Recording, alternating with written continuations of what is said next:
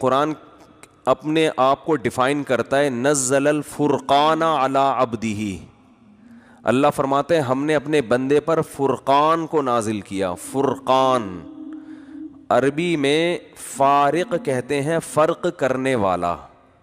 فرق کسے کہتے ہیں؟ جدا کرنے والا. تو قرآن کہہ رہے یہ فارق نہیں ہے, جدا کرنے والی نہیں, بلکہ الفرقان مبالغہ ہے, مبالغہ سپرلیٹو ڈگری ہے. تو کیا مطلب؟ حق اور باطل کو ایسے کھول کھول کے بیان کرتا ہے کہ جو نام نہاد لبرلز ہیں, ملحدین ہیں, مذہب مخالف ہیں, ان کی ایسی کی تیسی کر دیتا ہے. یہ ان کو ان کے پاس بحث کے لیے راستہ چھوڑتا ہی نہیں ہے. ایسا حق اور باطل کو بیان کرتا ہے. وہ باطل کیا ہے میں 2 منٹ میں جلدی بتا دیتا ہوں تاکہ خلاصہ آ جائے سامنے. دنیا میں اتنے سارے نظریات ہیں نا کہ پتہ نہیں صحیح کون ہے غلط کون ہے. بہت سارے کانسیپٹ ہیں جو آج بھی پبلک میں چل رہے ہیں. بحث یہاں سے شروع ہوتی ہے وہ خدا ہے بھی کہ نہیں ہے. بحث کہاں سے شروع ہوتی ہے؟ کوئی پیدا کرنے والا ہے بھی کہ نہیں ہے. بہت سے لوگ کہہ رہے ہیں پتہ نہیں ہے کہ نہیں ہے, کچھ کہہ رہے ہیں نہیں ہے, کچھ کہہ رہے ہیں ہے. یہ بڑے بڑے مسائل ہیں نا. نمبر 2 جو کہتے ہیں ہے تو ایک ہے یا ایک سے زیادہ ہے. اس میں بہت ساری دنیا میں قومیں ملیں گی آپ کو, کچھ کہتے ہیں ایک ہے, کچھ کہتے ہیں بہت سارے ہیں. تیسرا جو کہتے ہیں ایک ہے, خدا کیا ہے؟ ایک ہے. جیسے یہود و نصارہ اور مسلمان کہتے ہیں ایک ہے. تو ایک کا مطلب کیا ہے؟ اس میں اختلاف ہے. وہ 6 خداؤں کو مان کے بھی کہتے ہیں کہ کیا ہے. عیسائی 3 خدا مانتے ہیں پھر بھی کہتے ہیں خدا کیا ہے؟ ایک ہے. لیکن کہتے ہیں ہم مانتے ایک ہی ہیں, لیکن پھر 3 بھی ہیں, لیکن پھر ایک بھی ہیں, لیکن پھر 3 بھی ہیں, لیکن دیکھا جائے تو ایک ہے. پھر بہت سے مشرکین یا رسول اللہ مدد یا غوث آدم مدد, قبروں کو سجدہ بھی, اس قبر سے بھی دعائیں مانگ رہے ہیں اور سارے سیٹ اپ ان کا چل رہا ہے, لیکن خدا کیا ہے؟ وہ تو ایک ہی ہے. اور بعض کہتے ہیں اگر یعنی کچھ تو ایسے ہیں جو کہتے ہیں ایک ہے ہی نہیں. جیسے ہندو سیدھا سیدھا کہہ دیتے ہیں بھائی بھگوانوں کے there are various types of بھگوانس ہے. بھائی صحیح بولا نا میں نے؟ There are a lot of types of bhagwans. بھگوانز نہیں ہوگا وہ, بھگوان کی تو پھر آگے ٹائپس بہت ساری ہو جائیں گی نا. بھگوانز ہی ہو گئے تو پھر کیا فائدہ. یہ ایسے جیسے مٹھائیوں کی بہت قسمیں, تو بھائی مٹھائی کی بہت قسمیں ہوں گی نا, جب قسمیں ہوں گی تو مٹھائیز بن جائیں گی. تو there are a lot of types of بھگوان ہندو کہتا ہے. تو اتنی ٹائپس ہیں ان کے ہاں کہ کسی کو بھی کوئی بھی چیز بنی ہوئی ہو نا, جیسے اگر کہیں مٹی کا کوئی کچھ گارا رکھا ہوا ہے, آپ جا کے 2 اس کے ایسے کر کے مار دو اس کی سر میں, 2 انگلیاں گھسیڑ دو, ایک بنٹا لگا دو لا کے, بس وہ بھی کیا اٹ از کالڈ بھگوان. تو اس کو بھی 10 لوگ شروع, اور یہ یوٹیوب پہ آپ دیکھ لیں ویڈیوز مل جائیں گی. ایک آدمی نے جا کے ویسے ہی کچھ رکھ دیا, یوں تو نہیں کیا, وہ تو میں بتا رہا ہوں کہ اس نے باقاعدہ آنکھ ناک بنائی, پبلک جھک رہی ہے اور پتہ نہیں کیا کیا کر رہی ہے اس کے ساتھ. تو قرآن اچھا. پھر بہت سے لوگوں کا نظریہ کیا ہے کہ نہیں جی خدا اتنے سارے نہیں ہو سکتے, ایک ہے جو عرش پر ہے, وہ ایک ہی ہے بس, وہ عرش پر ہے, وہی اصل جو نظر نہیں آتا ہمیں اور اس کو دیکھنا ممکن بھی نہیں ہے. اور دنیا کی اکثریت کا یہی نظریہ ہے, کیونکہ یہودی, عیسائی اور مسلم یہ ملا کے دنیا کی اکثریت بن جاتے ہیں. اکثریت کا یہی نظریہ ہے. لیکن پھر ان میں یہ اختلاف ہے کہ توحید کی ڈیفینیشن, ایک خدا کا مطلب کیا ہے. یہ بہت بڑا اختلاف ہے. جب تم ایک مان رہے ہو تو ایک کا مطلب کیا ہے. دیکھو ایک عورت کا ایک شوہر ہے,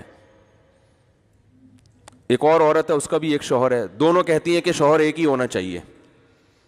لیکن ایک شوہر کی ڈیفینیشن کیا ہے؟ ایک کہتی ہے ایک شوہر کی ڈیفینیشن یہ ہے کہ اسی کے گھر میں رہنا ہے, اسی کے ساتھ رہنا ہے, کسی اور آدمی سے دوستی نہیں لگانی.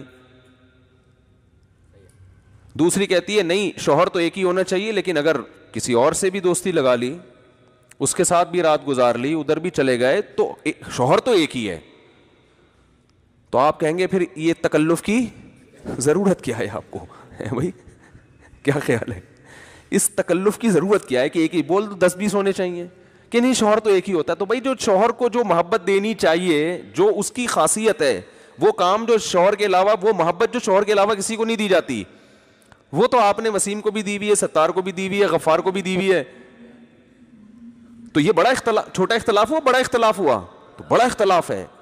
تو یہی حساب کتاب مشرک کے ساتھ ہے. وہ کہتا ہے یا رسول اللہ مدد بھی ٹھیک ہے, یا غوث اعظم. اور مدد کا مطلب یہ کہ ہم جہاں سے, ایک تو ہوتا ہے نا بعض بزرگوں نے یا رسول اللہ مدد کہا تو ان کا یہ نیت نہیں تھی کہ یہاں سے نبی ہماری مدد کریں گے, ان کی نیت تھی آخرت میں شفاعت کریں گے, یا یہ کہ نبی صلی اللہ علیہ وسلم شفاعت کا ذریعہ بنیں گے. ان کو بڑی تعویلات کرتے ہیں وہ, تو ہم ان پہ کفر کا فتویٰ نہیں لگاتے. ایک کا عقیدہ ہے کہ کیا جب بھی میں جہاں سے نبی کو پکاروں گا مدد کے لیے پہنچیں گے, اللہ نے آپ کو اختیارات دے دیے اسباب سے ہٹ کے.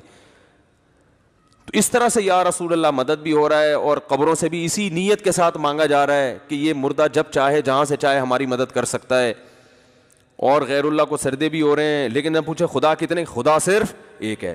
تو جیسے ایک عورت نے شوہر سے جو محبت کرنی چاہیے وہ 20 آدمیوں سے وہ محبت کر رہی ہے, لیکن جب پوچھو تو کہتی ہے شوہر صرف ایک ہی ہے, تو ہم اسے کہیں گے اس تکلف کی ضرورت نہیں ہے, خام خواہ میں یہ کہنا کہ ایک ہی ہوتا ہے. تو ایسے ہی ایسے مشرک سے جو جب ضرورت پڑتی ہے یا غوث آدم مدد, جب مصیبت میں آتا ہے تو اولیاء اللہ کو پکارتا ہے, اور قبروں پہ جانور بھی ذبح ہو رہے ہیں مردے کو خوش کرنے کے لیے. جو سارے کام جو اللہ کے خاصہ ہیں وہ آپ سارے غیر اللہ کو دیکھو. عیسائی حضرت عیسیٰ سے باقاعدہ مدد مانگتے ہیں, دعائیں مانگتے ہیں ان سے. تو جب جو کام اللہ کا خاصہ تھا وہ آپ نے جب غیر اللہ کو دے دیا, تو اب اس تکلف کو اللہ نہیں مانتا کہ خدا کیا ہے, ایک ہے. تو یہ بھی بہت امپورٹنٹ مسئلہ ہے جس کو قرآن نے بہت اچھے طریقے سے ڈیفائن کیا ہے کہ جب کسی کو مدد کے لیے پکارو گے تو گویا تم نے اس کو خدا قرار دے دیا ہے. کیونکہ قرآن نے بتایا بار بار کہ مشرکین مکہ, ان سے جب پوچھا جاتا ہے کہ کون آسمان و زمینوں کا خالق, وہ کہتے ہیں اللہ, اللہ کے سوا کوئی بھی نہیں. مشرکین بھی کہتے تھے ہم صرف اللہ کو مانتے ہیں. تو اللہ کہتے تھے پھر ان کے علاوہ کسی اور کو پکارتے کیوں ہو, ان کے علاوہ کسی اور کو پکارتے کیوں. اس کا مطلب جو اللہ کا خاصہ ہے وہ آپ نے ان کو دے دیا. تو یہ والی توحید اللہ نہیں مانتا, اس کو اللہ مشرک قرار دیتا ہے. سمجھ میں نہیں آ رہی میرا خیال ہے بات. تو یہ بہت بڑا مسئلہ ہے. ایک اور مسئلہ پھر اس کے بعد جا کے یہ آتا ہے کہ اگر ایک ہی ہے, چلو کسی اور کو ہم پکار بھی نہیں سکتے, بس وہ ایک ہی ہے. تو مشرکین میں ایسے لوگ تھے جو کہتے تھے صرف وہ خدا ہے, لیکن وہ کہتے تھے اس خدا نے, اگلا پھر سوال ہے کہ اس خدا نے اس کائنات کو جو بنایا, انسانوں کو بنایا, اکیلے نے بنایا, عبادت کا مستحق بھی وہی ہے, تو کیا کوئی مقصد کے تحت بنایا ہے یا ایویں ہی بنا دیا بس. یہ بہت بڑا سوال ہے. اس سوال کا جواب دیے بغیر آپ زندگی نہیں گزار سکتے, کیونکہ اگر ایسے ہی بنا دیا ہے, کوئی مقصد اس کے پیش نظر نہیں تھا, تو چلو بنا دیا اس نے. اچھا سوال یہ پیدا ہوتا ہے کہ جو مشرکین مکہ یہ کہتے تھے کہ خدا ہے, ایک ہے, اور اس نے ہمیں بنایا لیکن کوئی مقصد نہیں ہے بنانے کا, تو وہ پھر خدا کی عبادت کے قائل کیوں تھے؟ تو وہ اصل میں عبادت کے قائل اس لیے تھے, وہ کہتے تھے خدا ہے جو مشکل میں ہمیں مشکلات سے نکال سکتا ہے, تو ہم اس کی عبادت اس لیے کرتے ہیں کہ مرنے کے بعد تو ہم ختم ہو جائیں گے, مٹی ہو جائیں گے, کچھ بھی نہیں ہے, لیکن اس کو منا کے رکھیں گے تو ہمارے دنیا کے کام بنتے رہیں گے. جیسے ہندو جب بھگوان کی عبادت کرتا ہے تو آخرت کے تصور سے نہیں, بلکہ وہ اس لیے کہ یہ والا بھگوان کے چڑھاوے چڑھاؤ گے تو اولاد ملے گی, یہ والا ذرا مہنگا بھگوان ہے, یہ آپ کے روزگار لگوا دے گا, اس کے ریٹ مارکیٹ میں زیادہ ہیں, یہ جاپانی بھگوان ہے, وہاں سے امپورٹ ہوا ہے, یہ آپ کی شادی کرا دے گا, یہ والا بھگوان کیا کرے گا, یہ آپ کی شادی کرا دے گا, یہ والا اولاد دل. تو جتنا ریٹ زیادہ ہوں گے بھگوان کے, مہنگا بھگوان ہوگا, اتنا ہی اس کے پاس پاور ان کے خیال میں زیادہ ہوگی. تو دنیا کے لیے کہ دنیا میں یہ سب کچھ ہوگا ہمیں. جیسے آج بھی کچھ لوگ آتے ہیں نا مسجد میں, نماز پڑھ رہے ہوتے ہیں, وظیفہ پڑھ رہے ہوتے ہیں, اللہ کا نام لے رہے ہوتے ہیں. بھائی کیوں لے رہے ہو یار؟ وہ میرا کام اٹکا ہوا ہے, مجھے کسی نے کہا ہے کہ یہ والی آیت کریمہ اتنی دفعہ پڑھو گے تو یہ کام ہو جائے گا. جائز ہے, میں ناجائز نہیں کہہ رہا, میں تو صرف یہ بتا رہا ہوں کہ بہت سے لوگ دنیا میں ایسے ہیں جو یہ نہیں مانتے کہ اللہ نے کسی مقصد کے لیے بنایا ہے, کوئی اس کا ایک ہدف تھا اس کے سامنے, وہ یہ نہیں مانتے, لیکن پھر بھی اللہ کی عبادت کو وہ مانتے ہیں. تو بعض کافر نبی صلی اللہ علیہ وسلم کے دور میں ایسے بھی تھے جو اللہ کی توحید کے تو قائل تھے, مگر اس کے قائل نہیں تھے کہ آخرت میں کوئی حساب و کتاب ہے, موت کے بعد زندگی ہے, بلکہ وہ کہتے ہیں یہ ممکن نہیں ہے مرنے کے بعد کوئی دوبارہ زندہ ہو, خدا یہ کام نہیں کرے گا, کیونکہ یہ عقل سے بعید ہے. کرنا ہوتا تو کوئی 2-4 تو مردے زندہ کر کے دکھاتا نا ہمارے سامنے. سمجھ میں نہیں آ رہی میرا خیال ہے بات. اس کی مثال ایسے جیسے خدا کر تو سکتا ہے لیکن جو کام نہیں کرتا اس کا مطلب وہ بعد میں بھی نہیں کرے گا. اس کی مثال ہے میں آپ کے پاس آؤں کہ یار یہ خربوزے کا بیج ہے, اس کو زمین میں ڈال کے انار کا درخت اگاؤ, تو آپ کہیں گے بھائی یہ تو نہیں ہو سکتا. اب میں دلیل دوں کہ خدا تو کر سکتا ہے, تو آپ کہیں گے بھائی خدا کا ہمیں نہیں پتا, کیونکہ خدا کرتا نہیں ہے. اس کی علامت ہے کہ کر سکتا ہے مگر کرے گا نہیں. اگر کیا ہوتا تو کبھی تو ہوتا نا کہ خربوزے سے انار پیدا ہو رہا ہے. تو وہ کافر مانتے تھے کہ خدا کو دوبارہ پیدا کرنے پر قدرت تو ہے, لیکن آج تک ایک دفعہ بھی ایسا نہیں ہوا. یہ اس کی علامت ہے کہ خدا ایسا کرے گا نہیں, مر کے مٹی کر کے ختم کر دے گا. سمجھ میں آ رہی ہے بات کہ نہیں آ رہی ہے؟ تو ایک کانسیپٹ یہ تھا. ایک اور کانسیپٹ, تو یہ بہت اہم ترین سوال ہے کہ اس نے ایویں ہی بنا دیا یا کوئی مقصد ہے اس کے سامنے. پھر اگر کوئی مقصد دیا ہے اس نے ہمیں, جیسے کہ یہود و نصارہ اور مسلمان کہتے ہیں کہ بھائی آخرت ہے اور ایک مقصد ہے, اور وہ مقصد کیا ہے کہ تمہیں وہ آزمائش ہے. جو یہ کہتے ہیں کوئی مقصد ہی نہیں ہے ان کے پاس, تو پھر اس کا جواب ہی نہیں ہے نا کہ کیا مقصد ہے. جو کہتے ہیں کوئی مقصد ہے ان میں پھر سب کی ایک ہی رائے ہے, ان میں کوئی اختلاف نہیں ہے. یہودی, عیسائی اور مسلمان اس کے قائل ہیں کہ ایویں ہی نہیں بنایا, کیونکہ تورات میں بھی ہے, انجیل میں بھی ہے اور اسلام میں بھی ہے. وہ کیا ہے, اللہ نے آزمائش کے لیے پیدا کیا ہے, اور اس آزمائش کا پھر آخرت میں بدلہ ملے گا, جنت کی صورت میں یا جہنم کی صورت میں. تو آج بھی دنیا کی اکثر آبادی اس پر متفق ہے. لیکن آگے پھر آزمائش کے لیے جو پرچہ آؤٹ ہوا ہے, پیپر جو ایگزامینیشن ہال میں آپ کو دیا گیا ہے, وہ صحیح پیپر یہودیوں کے پاس ہے, عیسائیوں کے پاس ہے یا مسلمانوں کے پاس ہے؟ یہ ایک بہت امپورٹنٹ سوال ہے, کیونکہ جب تک آپ کو پتہ ہی نہیں چلے گا ان میں صحیح پرچہ کون سا ہے, صحیح پیپر کون سا ہے, تو آپ امتحان کی تیاری کیسے کرو گے؟ ارے آپ ایگزامینیشن ہال میں بیٹھے ہو, آپ فزکس کا پیپر دینے کے لیے 3 پرچے آ گئے, لفافہ بٹا, ابھی آپ اس کو کھول کے پڑھ رہے تھے, ایک اور لفافہ آ گیا, ایک اور آ گیا. اب آپ کہو گے ابے یہ والا فزکس کا ہے, یہ والا ہے کہ یہ والا ہے؟ نہیں آ رہی میرا خیال ہے بات. تو آپ اس وقت تک پیپر حل کرنا شروع نہیں کرو گے جب تک آپ کا کانسیپٹ کلیئر نہ ہو جائے کہ ان میں سے پرچہ ہے کون سا. اس وقت تک آپ بولو گے بھائی میں اپنے ٹائم کیوں, پتہ چلا یہ والا کر دوں, اور 3 گھنٹے بعد جب ایگزامینیشن ہال سے نکالا تو پتہ چلا وہ یہ والا نہیں, وہ تو وہ والا تھا. تو آپ بولے جب تک اس سوال کا جواب نہیں ملے گا آگے نہیں چلوں گا میں. تو یاد رکھو, عقل مند انسان کو جب تک اس سوال کا جواب نہیں ملتا کہ کوئی پیدا کرنے والا ہے یا نہیں, وہ اپنی زندگی 1 سیکنڈ بھی آگے گزارنے کے لیے تیار نہیں ہوتا.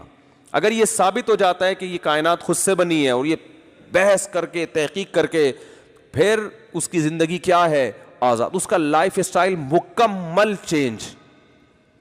کیونکہ پھر زندگی نام ہے عیاشی کا, کوئی مقصد نہیں ہے, کوئی ہدف نہیں ہے. لائف کو کیا کرو, انجوائے کرو, مزے اڑاؤ, چرس پیو, سٹے لگاؤ, نائٹ کلبوں میں جاؤ, جتنا ناچ سکتے ہو ڈانس کر سکتے ہو کرو. پھر تو مزوں کی ایک دنیا ہے بس. کہ عجیب بات ہے, مزے آتے نہیں ہیں ایسے آدمی کو, یہ عجیب ہے حساب. وہ بظاہر مزے کی ہو جائے گی لیکن حقیقت میں ہوگی نہیں. اس کی کیا دلائل ہے وہ پھر ابھی ٹاپک نہیں ہے. لیکن بہرحال اس کا مطلب کیا ہے, پھر یہ اتوار کا بیان, ہفتے کا بیان, جمعے کی نماز, اس دن ٹوپی پہن کے جا رہے تھے. یہ بھی ہوتا ہے نا, وہ جتنا بھی گناہگار سے گناہگار مسلمان ہو, کبھی نہ کبھی تھوڑی دیر کے لیے ٹوپی تو وہ پہن لیتا ہی ہے. انگریز تو 5 منٹ کے لیے بھی ٹوپی نہیں پہنتے نا, تو چائنا کی جالیوں والی ٹوپی پہن کے کبھی کبھار, جیسے وہ ایک صاحب تھے سیاسی لیڈر, کوئی بڑے آدمی تھے, ان کا انتقال ہو گیا, تو بحث ہو رہی تھی. کوئی کہتا ہے بھائی یہ بڑے بے دین تھے, یہ کوئی کہہ رہا تھا نہیں دیندار تھے. تو ایک طالب علم تھا ہمارے مدرسے میں, بڑا مزہ آئی, اس نے کہا میں نے ایک دفعہ ان کو ٹوپی پہنے ہوئے دیکھا تھا, اس کی علامت ہے کہ وہ نیک آدمی تھے. یعنی ایک اور کچھ عمل تو سامنے آ نہیں رہا, تو چلو ایک دفعہ ٹوپی پہنے ہوئے میں نے دیکھا تھا. اس کا مطلب اتنے بھی برے, کیونکہ لبرل آدمی تو ایک دفعہ بھی ٹوپی پہنتے ہوئے شرم آتی ہے کہ یار لوگ کیا کریں گے, ملا بن گیا ہے. تو پھر جو ہے نا, اگر کوئی نہیں ہے تو یار پھر آپ کا لائف اسٹائل مکمل کیا ہونا چاہیے, چینج. پھر یہ شادی بیاہ کے تکلفات, سالے, ساس, جٹھانیاں, ٹوپی ڈرامے ہیں بھائی. یہ جاؤ ٹکٹ کٹاؤ, امریکہ جاؤ, بوائے فرینڈ رکھو, اور لڑکیاں بوائے فرینڈ رکھیں, سمجھ میں آ رہا ہے 2-4 دن بعد وہ وسیم اس سے زیادہ ہینڈسم آیا, اب اس کو ہٹا یار, وہ ٹھیک ہے زیادہ ٹھیک ہے, انجوائے کرنا ہے. تو پھر انجوائے کرنے کا میں کوئی کسر چھوڑنی نہیں چاہیے. پھر یہ چھوڑ دو ٹوپی ڈرامے جو ہے نا, عید بقرعید رمضان میں ایک روزہ بھی کیوں رکھ رہے ہو ٹھیک ہے نا, ایک بھی کیوں رکھ رہے ہو؟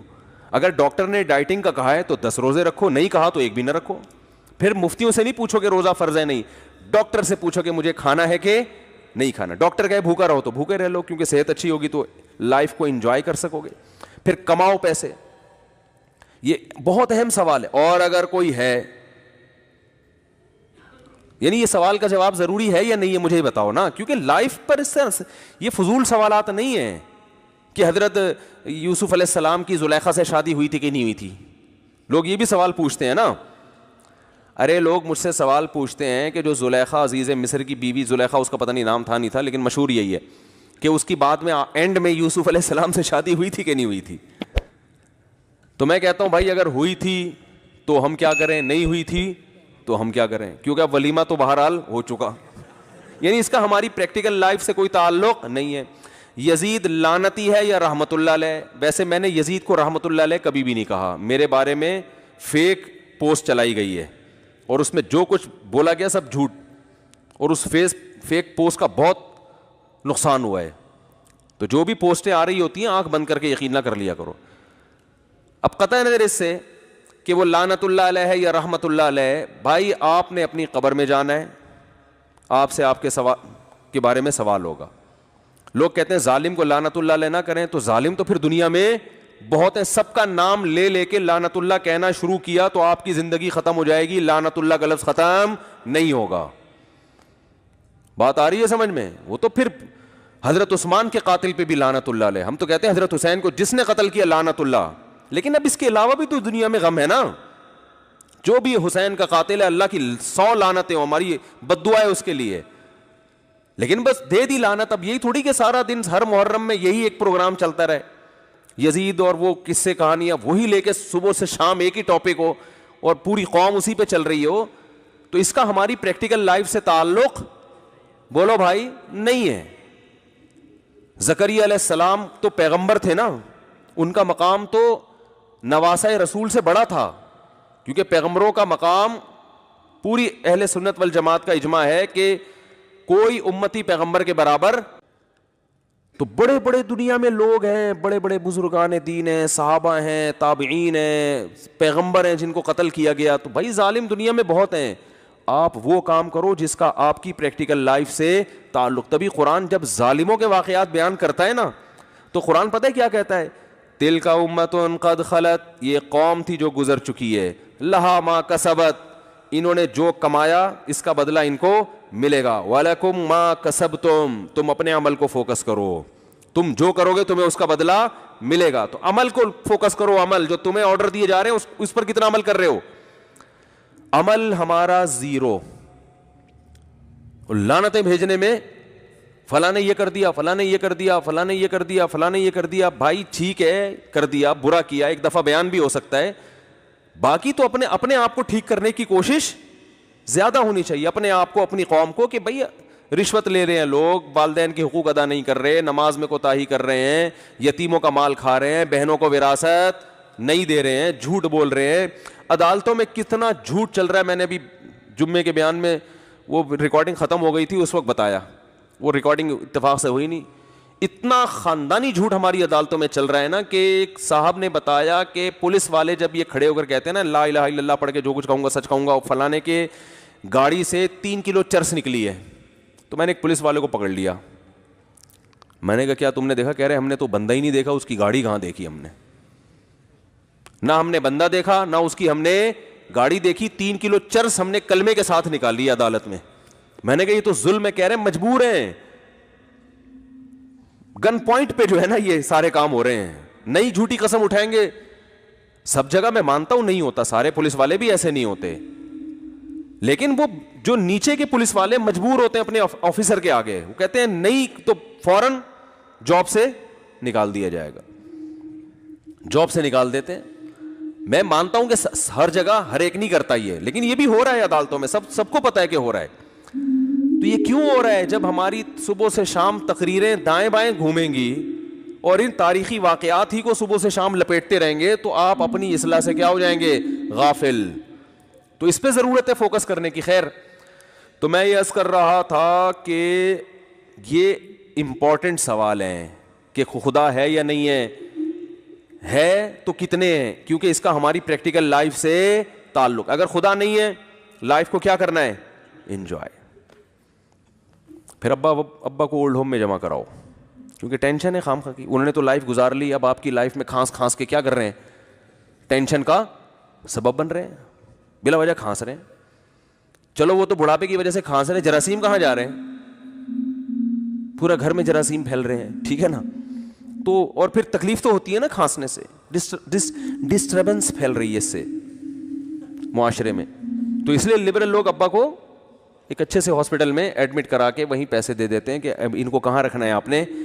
جو نام نہاد لبرل ہیں ان کی بات کر رہا ہوں. تو یہ سوال بہت امپورٹنٹ ہے. دوسرا, اگر خدا ایک ہے, اگر خدا ہے تو ایک ہے یا ایک سے زیادہ, کیونکہ اس کا عملی زندگی سے تعلق ہے. اگر خدا نے دوسروں کو بھی اختیارات دیے ہوئے ہیں تو پھر کب خدا سے مانگے, کب غوث اعظم سے مانگے, کب بھگوان کے پاس جائیں. وہ تو یہ تو ساری زندگی آدمی بوکھلا کر شکار ہی رہے گا. یار گیا ادھر تھا اولاد کے لیے, ہو سکتا ہے اولاد کا اختیار اس کے پاس ہو, کوئی دلیل تو نہ اس کی ہے نا. ابا سے سنا تھا وہ والا, کیونکہ مہنگا بھگوان ہے, جب کاروبار کا مسئلہ ہوگا تو وہ مسئلہ حل کرے گا.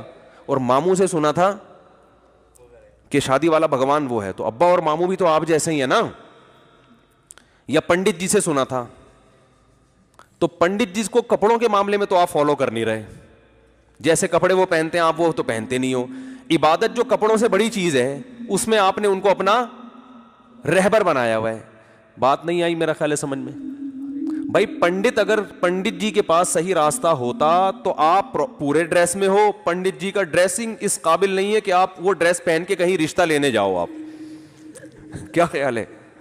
فوراً بھگا دیں گے لڑکی والے پہ, کیا پہن کے آیا. آپ کہو کہ جی جب میں پنڈت جی کے کہنے پر پتھر کے بنے ہوئے بت کو خدا سمجھ سکتا ہوں, جو بہت اہم ترین مسئلہ ہے, تو پنڈت جی کے ڈریس ہی اصل ڈریس ہے. ڈریسنگ میں بھی میں ان کو فالو کروں گا, کوئی بھی فالو نہیں کرتا. تو یار ایک سادہ سی چیز میں آپ فالو نہیں کر رہے تو اتنی بڑی چیز میں آپ کیسے اس کو فالو کر رہے ہو؟ آپ کے پاس کیا دلیل ہے کہ پنڈت جی صحیح کہہ رہے ہیں؟ انتہائی پنڈت جی کے احترام کے ساتھ میں یہ بات کر رہا ہوں. آپ اس کا احترام اپنی جگہ جو آپ لوگ کرتے ہیں وہ ٹھیک ہے, کرتے رہیں, آپ کے مذہبی رہنما ہیں, لیکن بات تو عقل کی یہی ہے نا, جو کھوپڑی میں آتی ہے, جو سیدھی سیدھی 2 اور 4 کی طرح جو بات ہے وہ تو یہی ہے. تو اگر خدا ایک سے زیادہ ہے, یا نبی بھی مدد کر سکتے ہیں. فار ایگزامپل نبی کو بھی اللہ نے اختیارات, ہم تو کہتے ہیں نبی کو اللہ نے اسباب سے ہٹ کے اختیارات دیے ہی نہیں ہے, لہٰذا ہم تو ہر چیز اللہ سے. شادی کرا دے, اے اللہ تو کرا سکتا ہے. بچے دے دے, اے اللہ تو دلوا سکتا ہے. اور بزنس دے دے, اے اللہ تو دے سکتا ہے. کبھی ہم نے اس نبی سے دعا نہیں مانگی, حالانکہ ہمیں عشق کی حد تک پیغمبر صلی اللہ علیہ وسلم سے محبت ہے, اور جب تک ایسی محبت نہ ہو آپ کا ایمان ہے نہیں. ہم نبی کی قبر کی زیارت کو بہت بڑی سعادت سمجھتے ہیں, وہاں صلاۃ والسلام پڑھنا, وہاں بیٹھنا مسجد نبی میں, یہ بہت بڑی سعادت ہے. سب نبی کی محبت میں ہے, لیکن اسی نبی نے ہم سے کہا ہے, اسی نبی نے بتایا ہے کہ اگر اللہ کے در کو چھوڑ کر مجھ سے مانگا تو مشرک پر اللہ نے جنت کو حرام کر دیا ہے. اسی نبی کی کہنے کی وجہ سے ہم توحید پرست ہیں. میں سمجھا پا رہا ہوں کہ نہیں سمجھا پا رہا اپنی بات؟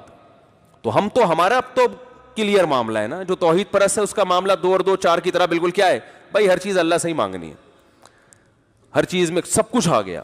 مشرک بیچارہ ٹینشن میں رہتا ہے. کبھی اس کو کہتے ہیں یہ والا جو چیز داتا دربار پہ جاؤ, اولاد وہاں سے ملے گی, وہ یہ چڑھاوے چڑھاؤ وہاں سے اولاد ملے گی. شادی نہیں ہو رہی تو اس کے لیے وہ فلاں پیر صاحب ہیں وہاں سے اولاد ملے گی. اور سر پہ بال نہیں اگ رہے تو اس کے لیے فلاں ہے, بزرگ ہیں فلاں ہیں, یا وہ بھگوان ہے, یا وہ 10 قسم کی چیزیں ان کے پاس. ان کو پتہ ہی نہیں کہ کون سی چیز اللہ سے مانگنی ہے اور کون سی کسی اور سے. میں تبھی مشرکین سے ایک سوال پوچھتا ہوں کہ اگر اللہ نے اپنے علاوہ بھی مخلوق کو, چاہے وہ پیغمبر ہوں, ان کو اختیارات دیے تو سارے دیے ہیں یا تھوڑے دیے ہیں؟ سارے دیے ہیں, تو پھر ساری زندگی اللہ کے علاوہ انہی سے مانگتے رہو, پھر اللہ سے مانگنے کی ضرورت کیا ہے؟ دیے اس لیے ہے نا کہ ان سے مانگو, ورنہ دینے کا فائدہ کیا؟ تو پھر اللہ سے کیوں مانگتے ہو؟ اور اگر سارے نہیں دیے, کچھ اللہ نے اپنے پاس رکھے ہیں اور کچھ ان کو بھی دے دیے ہیں, تو وہ آپ کو معلوم ہے یا نہیں ہے؟ اگر معلوم نہیں ہے تو پھر آپ کو پتہ کیسے چلے گا کہ یہ والا اختیار ان کے پاس ہے یا نہیں ہے؟ نہیں آ رہی بات؟ حکومت نے کسی کو وزیر بنا دیا, اختیارات دے دی, یہ نہیں پتا کہ وزیر تعلیم ہے یا وزیر ہیڈ پمپ ہے یا وزیر بجلی لے جانا ہے.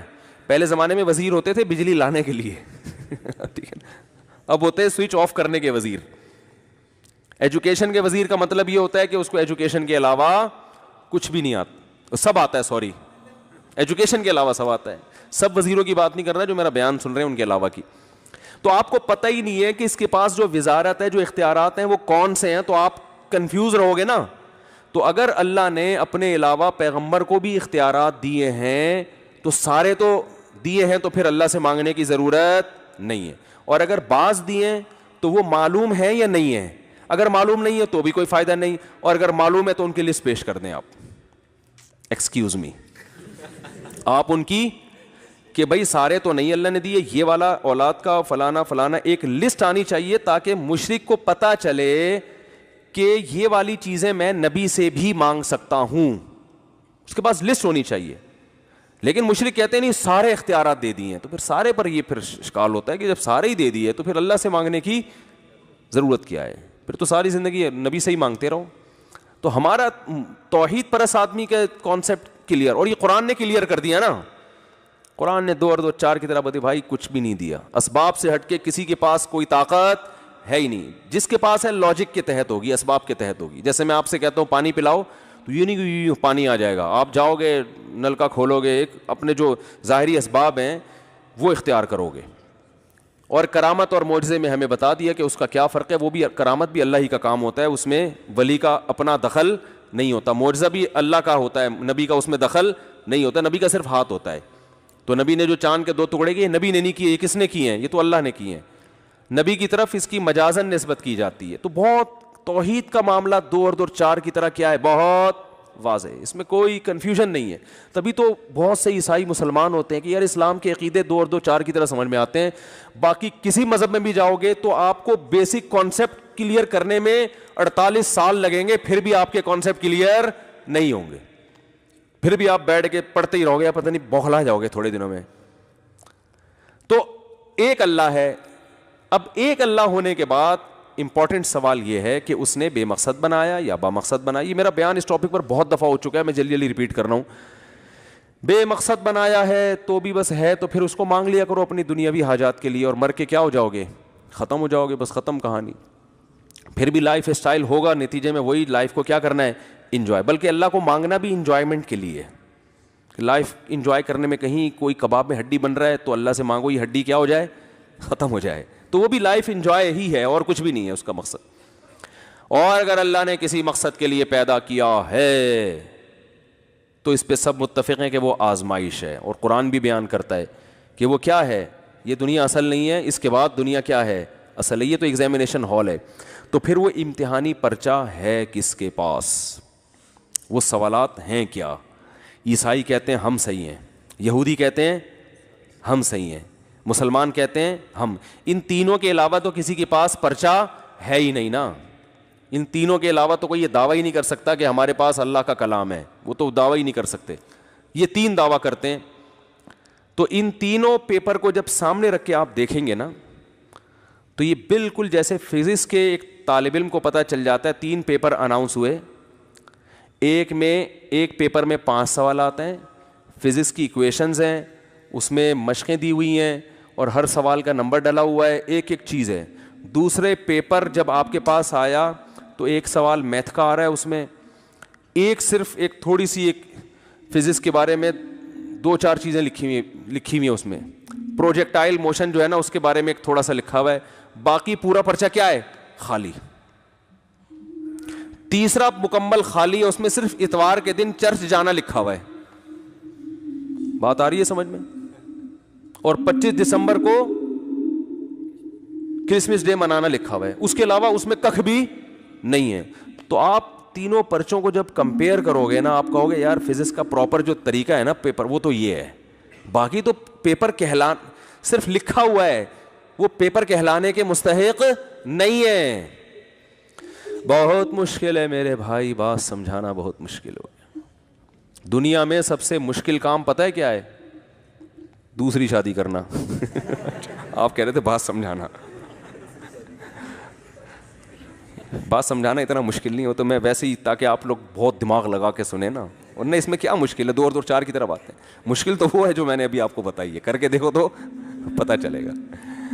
تو خیر, تو یہ بہت اہم ٹاپکس ہیں جن پر ہمیں گائیڈنس کی ضرورت ہے. قرآن کہتا ہے میں جب ان ٹاپکس کو بیان کرتا ہوں نا تو قرآن خود اپنی تعریف کرتا ہے.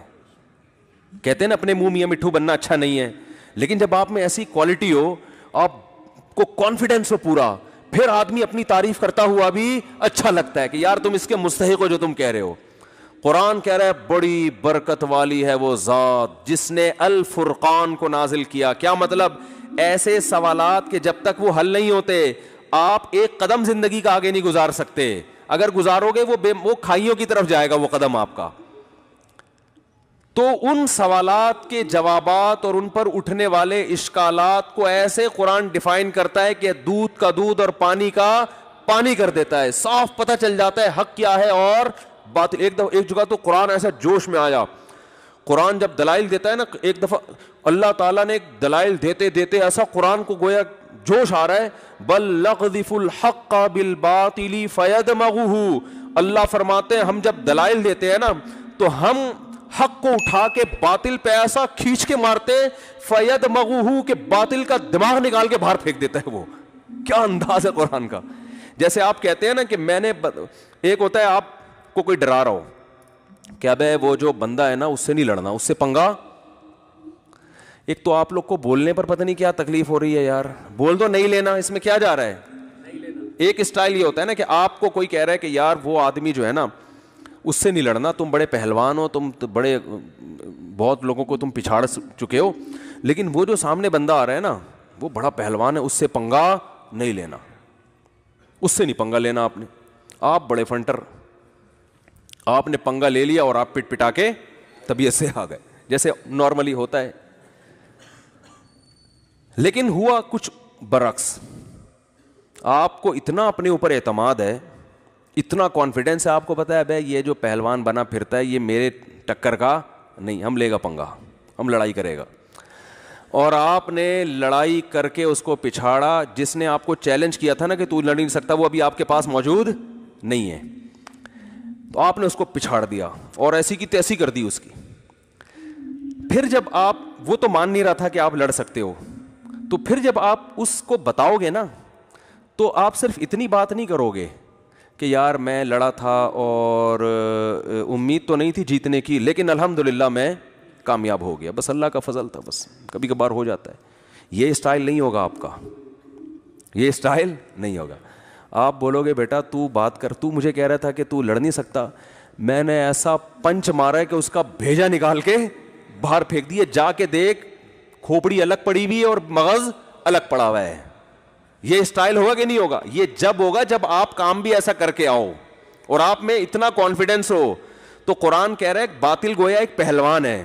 جتنے باطل ہے نا, جو کہتے ہیں خدا نہیں ہے وہ بھی باطل ہے, جو کہتے ہیں خدا ہے مگر ایک نہیں ایک سے زیادہ ہے وہ بھی باطل ہے, جنہوں نے ہزاروں بھگوانوں کو مانا ہوا ہے, جو کہتے ہیں خدا ایک سے ایک ہے لیکن وہ بے مقصد پیدا کیا اس نے, یہ بھی باطل ہے, جو کہتے ہیں با مقصد پیدا کیا لیکن مقصد ہمارے پاس ہے, اسلام کے پاس نہیں ہے, عیسائیت اور یہودیت, وہ کہتے ہیں مقصد یہ ہے جو ہم بتا رہے ہیں. تو قرآن کہہ رہا ہے ان تمام باطلوں کو اکھاڑے میں لا کے قرآن ان کی کھوپڑی پر ایسے پنچ لگاتا ہے کہ یہ مرتے نہیں ہیں. موت تو ہلکی چیز ہے بھائی, کیونکہ مر جاتا ہے نا کوئی بندہ تو جا کے چیک کرنا پڑتا ہے مرا بھی ہے کہ نہیں مرا. تو باطل کو اللہ اس طرح ڈیفائن نہیں کرتا کہ ڈیفائن کرنے کے بعد آپ چیک کریں واقعی باطل کا ستیہ ناش ہوا ہے کہ نہیں ہوا, ایسا نہیں ہے. یہ تو پھر تمہیں چیک کرنا پڑے گا, پتہ نہیں یہ باطل کا بطلان ہوا بھی ہے کہ نہیں ہوا. اللہ فرماتے ہیں ایسا پنچ لگتا ہے ان کی کھوپڑی پر کہ ان کا مغز اڑ جاتا ہے. کھوپڑی سے جس کا مغز نکل کے گرے نا اسے دیکھتے ہی کہہ دیتا آدمی یہ مر گیا بھائی, اس کے زندہ ہونے کا کوئی چانس. کیونکہ جب مرتا ہے نا تو ڈاکٹر کو بلایا جاتا ہے, نبض چیک کی جاتی ہے, بھائی سکتے میں نہ آیا ہو. ایک آدمی کی سانس کا انتقال ہوا, وہ انتقال نہیں سکتے میں آئی تھی, وہ ایک جھٹکا آیا اٹھ کے بیٹھ گئی. وہ کتنے کیس ہوئے کھمبے بچانے کی, بھائی میں نے بتایا نا, بیگم کو لے کے جا رہے ہیں وہ کھمبے سے ٹکرائی, وہ اٹھ کے بیٹھ گئی. جنازہ میت لے کے جا رہے ہیں بیگم کی, کھمبے سے ٹکرائی اٹھ کے بیٹھ گئی. وہ سکتا ہوا تھا اس کو. اگلی دفعہ جب مری ہے تو لے کے جا رہے ہیں لوگ, کلمہ پڑھ رہے, کہہ رہے بھائی کھمبا بچا کے, بھائی ٹھیک ہے نا, لوگ کیا کہہ رہے ہیں, کھمبا بچا. لیکن اگر اس کی بیگم اللہ نہ کرے اس کا بھیجا نکل کے گر جاتا, پھر یہ کہنے کی ضرورت, پھر کہتا کھمبے سے ٹکراؤ یا نہیں ٹکراؤ, یہ سکتے میں نہیں ہے بھائی, یہ تو پورا مغز باہر آ گیا ہے. نہیں آ رہی میرا خیال ہے بات. تو قرآن کہہ رہے ہیں ہم جب باطل پہ رد کرتے ہیں اور دلائل کے انبار لگاتے ہیں, فَيَدْمَغُهُ, اس کے دماغ پہ ایسا پنچ لگاتے ہیں نا, یہ عربی کی بلاغت ہے کہ اس کا سر سے بھیجا نکال کے باہر پھینک, بشرطے کہ قرآن کوئی سمجھ کے پڑھے تو صحیح. کوئی تعصب کی اینک اتار کے جب قرآن پڑھے گا اور سمجھے گا تو اللہ فرماتے ہیں ایسا کانسیپٹ کلیئر ہوگا نا, دودھ کا دودھ اور پانی کا پانی کر کے رکھ دیں گے. فَيَدْمَغُ فَإِذَا هُوَ زَاهِقٌ, اور باطل پتلی گلی سے بھاگتا ہے. زاہق کا مطلب غائب ہو جاتا ہے, چھوڑتے پنپنے نہیں دیتے ہم اس کو دلائل کی دنیا میں. تو قرآن نے ایسے کانسیپٹ کلیئر کر دیے ہمارے لیے, پرچہ بتا دیا بھائی, کوئی اور پرچہ رکھا ہی نہیں ہے. تو خیر بات کہاں سے شروع ہوئی تھی, تو میں یہ عرض کر رہا تھا, ہاں پھر جب اسلام ہی کے پاس ہے پرچہ تو پھر جو اسلام کہہ رہا ہے اس کو فالو کرنا پڑے گا. اسلام کہہ رہے ہیں معذرت کے ساتھ داڑھی رکھ لو, تو بڑھا لو یار, کیا ٹینشن ہو رہی ہے بار بار, کیا ہو جائے گا داڑھی اگر آپ رکھ لیں گے, تھوڑے سے ہینڈسم نظر آ رہے ہیں بغیر داڑھی کے, یہی ہو رہا ہے نا, 10-20 لڑکیاں پھنس جائیں گی, یہی ہوتا ہے لڑکوں کا کہ یار وہ لڑکیاں دیکھیں ملا سے لگ رہا ہے. او بھائی زندگی مسافر خانہ ہے یار, کیا کرنا ہے. جب نبی نے حکم دے دیا عفو اللحیٰ, داڑھی بڑھاؤ, اللہ نے موسیٰ علیہ السلام کو کچھ چیزیں تورات میں محفوظ ہیں, اب بھی داڑھی بھی محفوظ ہے, تبھی یہودی بڑی بڑی داڑیاں رکھتے ہیں. یہودیوں سے عبرت حاصل کر لو. اور ابھی بھی تو میں نے خود پڑھا ہے تورات میں کہ اللہ نے موسیٰ علیہ السلام کو کوہ طور پہ بلا کے کہا کہ اپنی قوم کو حکم دیں کہ داڑھی نہ کاٹیں. اور کیا ہوتا ہے, یہودیت عیسائیت سے زیادہ محفوظ ہے. یہودی مذہب اگرچہ پرانا ہے لیکن اس میں حفاظت عیسائیوں سے, اس مذہب کی حفاظت عیسائیوں, یہودیوں کے پاس پھر بھی چند سوالات ہیں, عیسائیوں کے پاس وہ بھی نہیں ہیں, 2-4 چیزیں رہ گئی ہیں بس. تو اس لیے اچھا یہ بھی ایک عیسائیوں میں پازیٹو چیز ہے کہ اسلام کے سب سے زیادہ قریب ترین مذہب عیسائی ہے, اور دنیا میں رپورٹ یہ ہے کہ دنیا میں اسلام قبول کرنے والے جو ہے نا سب سے زیادہ عیسائی ہوتے ہیں جو اسلام قبول کرتے ہیں. تو اور ان کے لیے اللہ نے احکام بھی نرم رکھے ہیں یہود و نصارہ کے لیے. عام مشرکوں سے جیسا معاملہ نہیں کیا, ان کا آپ ذبح کیا ہوا جانور کھا سکتے ہو عیسائیوں کا, یہودی کا, ان کی عورت سے آپ نکاح کر سکتے ہو, ہندو سے سکھ سے نہیں کر سکتے, ان کا ذبح کیا ہوا نہیں کھا سکتے. تو یہ اللہ نے تھوڑا سا ان کو پروٹوکول بھی دیا ہے کہ یہ کم از کم اللہ کو کی توحید کے زبان سے قائل ہیں, اور پیغمبروں پر, بہت سے پیغمبروں پر ایمان رکھتے ہیں, بہت سے تو پیغمبروں کے سلسلے کے ہی قائل نہیں ہے نا. تو اس لیے اسلام نے ان کی مخالفت اتنی شدید نہیں کی ہے جتنی دوسروں کی ہے, بلکہ ان کو اہل کتاب کا لقب دیا ہے قرآن نے. عام مشرکوں کو تو مشرک کا لفظ لقب دیا ہے, لیکن ان کو کیا لقب دیا ہے, اہل کتاب, یعنی تھوڑا سا پروٹوکول دیا ہے. جب آپ کسی کو عزت دے کے بات کرتے ہیں تو یہ پروٹوکول ہی ہے نا. قرآن عام مشرکوں کو کہتا ہے, یا وہ کیا ہے, جگہ جگہ ان الذین ان المشرکین, مشرکین کا لفظ استعمال کرتا ہے قرآن, انما المشرکون کہیں ہے, کہیں ان المشرکین ہے. لیکن جب اہل کتاب کی بات آتی ہے تو قرآن ان کو مشرک مان کے بھی مشرک کا لفظ ان کے لیے استعمال نہیں کرتا.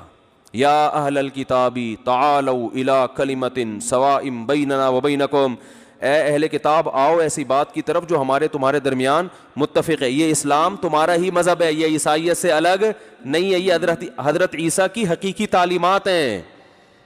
حضرت عیسیٰ کا جو اصل جو بنیادی عقائد ہے وہ اسلام بتا رہا ہے, وہ تم نے چینج کر دیا ان کی چیزوں کو.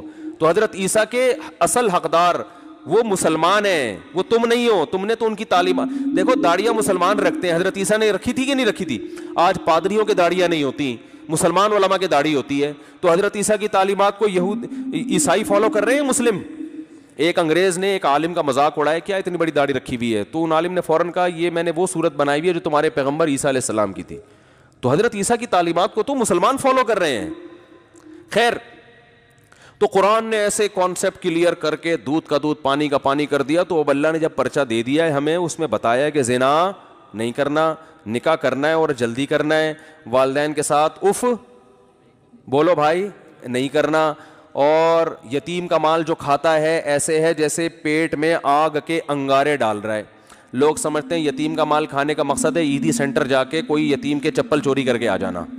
یہ مطلب نہیں ہے. یتیم کا مطلب ہے آپ کے بڑے بھائی کا ابا کا جب انتقال ہو گیا تو آپ گھر میں بڑے ہیں, تو چھوٹوں کی وراثت, جیسے کہ بڑے بھائی اکثر کاروبار کے نام پہ اور کنسٹرکشن کے نام پہ اور ان چیزوں پہ ٹوپی کرا دیتے ہیں ان کو. اور ماشاءاللہ آپ کو پتہ ہے کہ اگر کسی شخص کا انتقال ہو اور اس کی بیوی کو 1 دن کا حمل ہے تو اس حمل کا وہی حصہ ہے جو 40 سالہ بیٹے کا حصہ ہے.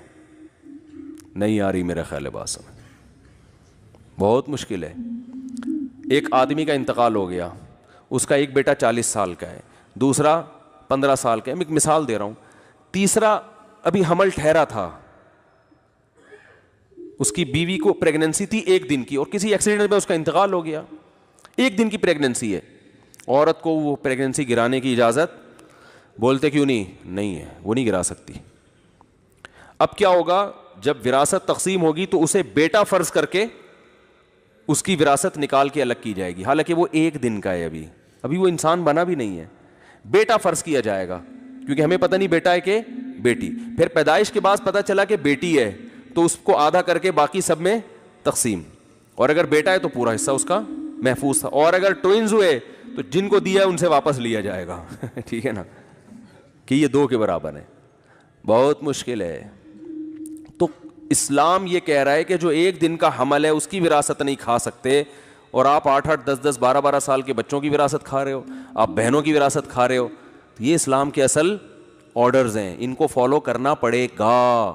نظر کی حفاظت ہے, زنا سے بچنا ہے, اور ماں باپ کو نہیں اف کر سکتے اگر کبھی ہو گیا ہے تو. ماں باپ جیسا اللہ نے کسی کا حق, نہ کسی پیر و مرشد کا حق والدین جیسا ہے, نہ کسی استاذ کا حق. اسکولوں میں بعض دفعہ لوگ یہ بتا دیتے ہیں کہ استاذ کا درجہ ماں باپ سے بھی بڑا ہے, اور دلیل یہ دی جاتی ہے استاذ آپ کے علم میں اضافے کا ذریعہ بنتا ہے, ماں باپ تو ایک جسمانی زندگی کا ذریعہ. یہ ٹوپی ڈرامے ہیں, یہ دلائل کو قرآن بولو نا بھائی نہیں مانتا. ایک صاحب مجھے کہنے لگے پیر و مرشد کا مقام بہت بڑا ہے کیونکہ ان کی وجہ سے تو ہمیں نیک عمل ملے, اور ان کی وجہ سے ہمیں گناہوں سے بچ کے ہم جہنم سے بچ رہے ہیں, اور ماں باپ کی وجہ سے صرف باڈی ملی ہے. تو میں نے کہا اگر یہ باڈی ماں باپ اس کی حفاظت نہ کرتے تو اس باڈی کو ایمان بھی بولتے کیوں نہیں ملتا. ماں باپ نے, ماں نے بچپن میں چھاتی سے لگا کے دودھ پلایا اور باپ نے سہارا دیا, ورنہ روڈ پہ پڑے ہوئے ہوتے. پھر پیر صاحب سے کہتے اس مرید کو اٹھا کے لے کے نیک بناؤ. ٹھیک ہے نا. دوسری بات یہ کہ اسلام 3 بنیادوں پہ ماں باپ کو ترجیح. ایک, آپ ان کی باڈی کا حصہ ہو, آپ ان کا جسم ہو, تو اسلام میں ریلیشن کی بڑی ویلیو ہے, خونی رشتے. اور کوئی رشتہ نہ ہو بھائی, آپ تو انہی کے خون گوشت سے اللہ نے بنایا, یہ ایک ریلیشن ہے. دوسرا ریلیشن کیا ہے, ان کی وجہ سے آپ کو حیات ملی, زندگی ملی. تیسرا, ان کی جو احسانات اور ان کی جو محبت ہے نا وہ شیخ تصور بھی نہیں کر سکتا. میں لوگوں سے اکثر کہتا ہوں کہ یار, بلکہ بڑا بھائی بھی, وہ بھی زیادہ آگے ہوتا ہے. میں لوگوں سے ایک بات کہتا ہوں, جو اپنے پیر و مرشد کو والدین پر یا ان خونی رشتوں پر ترجیح دیتے ہیں, دیکھو ادب احترام تو پیر و مرشد کا کریں آپ, وہ تو ٹھیک ہے, محبت بھی کریں, اس نے آپ کو دین سکھائے, لیکن قرآن بار بار کہہ رہے ہیں اولو الارحام جو ہے نا, قریبی رشتے, ان کا حق بولو بھائی. آپ کے بھائی کو پیسوں کی ضرورت ہے, پیر صاحب کو بھی, تو اسلام کیا کہتا ہے کس کو دو گے؟ بھائی کا حق پہلے, ابا تو اور ہی پہلے ہیں. وجہ کیا ہے بھائی, یہ ریلیشن اتنے قریب ہیں. میں نے ایک صاحب کہنے لگے نہیں پیر صاحب پہلے. میں نے کہا اچھا مجھے بتاؤ, روڈ پہ جب ایکسیڈنٹ ہوتا ہے, اللہ نہ کرے آپ کی ٹانگ ٹوٹی پڑی ہے, تو لوگ آپ کے پیر صاحب کو فون کرتے ہیں بھائی صاحب کو, اس کو اٹھا کے لے جاؤ, کہہ رہے ہیں یار بھائی صاحب کو. میں نے کہا ان کو پتہ ہے پیر صاحب کو فون کرو گے, پیر صاحب کہا اس کو بھائی کو بتانا, مجھے کیوں بتا رہا ہے؟ کیا خیال ہے؟ پیر صاحب کیا کہیں گے, او بھائی اس کے ریلیٹیوس کو بتاؤ, مجھے کیوں بتا رہے ہو؟ بھائی چاہے وہ جیسا چرسی ہو, ہیروئن چی ہو, کبھی لفٹ نہیں کرتا, تمیز سے بات نہیں کرتا, آج تک منہ سے کبھی ڈھنگ کی بات نہیں کی ہے. مصیبت پڑے گی تو بھائی سب سے پہلے آئے گا. اگر آپ کو کوئی قتل کر دے تو قاتل کو پیر صاحب تلاش نہیں کریں گے, آپ کا بھائی تلاش کرے گا, چاہے وہ آپس میں کتنی دشمنی ہو. باپ تلاش کرے گا میرے بیٹے کو کس نے مارا ہے, FIR وہ کٹوائے گا. پیر کا اپنا مقام ہے, سب کچھ ہے, لیکن بھائی یہ بھی بہت بڑے رشتے ہیں. آج بعض دفعہ لوگ ایک طرف غلو کر کے ان رشتوں کو بھول جاتے ہیں. باپ کی جوتیاں نہیں سیدھی کرتے, پیر صاحب کی کر رہے ہوتے ہیں. وہ پیر صاحب کی بھی کرو, ابا کی بھی کرو. تو خیر, تو یہ پیپر اللہ نے ہمیں دیا ہے، اس میں رشتہ داروں کا حق بتایا، اس میں استاذوں کا حق بتایا، اس میں علماء کا حق بتایا، اس میں بہت ساری ڈیٹیل ہے، وہ سیکھو، پھر سیکھ کے لوگوں کو بتاؤ، اس پر عمل کرو۔ پھر اس میں اللہ نے بتا دیا کہ بھائی 100% نمبر جو لے گا وہ والسابقون السابقون میں ہے، اور اگر 100% نہیں بھی آئے تو نیکیوں کا پلڑا جھک بھی گیا تو گریوی میں کیا کر دوں گا، وزن اگر زیادہ ہو گیا نا نیکیوں کا بخش دوں گا۔ لیکن یہ نہیں بتایا کہ نیکی کا وزن کیسے زیادہ ہوتا ہے اور گناہ کون سا وزنی ہوتا ہے۔ اس لیے ہر گناہ سے بچنا ہے اور ہر نیکی کو کرنے کی کوشش کرنا ہے، کیونکہ بعض دفعہ ایک گناہ اتنا بھاری ہو جاتا ہے آپ ہلکا سمجھ رہے ہو وہ نیکیاں کھا جائے گا، بعض دفعہ ایک نیکی اتنی بھاری ہوتی ہے گناہ کھا جاتی ہے، اب آپ کو پتہ نہیں کون سی نیکی بھاری کون سی، تو ہر گناہ سے بچنا ہے اور ہر نیکی کی کوشش کرنی ہے۔ تو یہ بہت سارے احکام ہیں جو اللہ نے دیے ہیں۔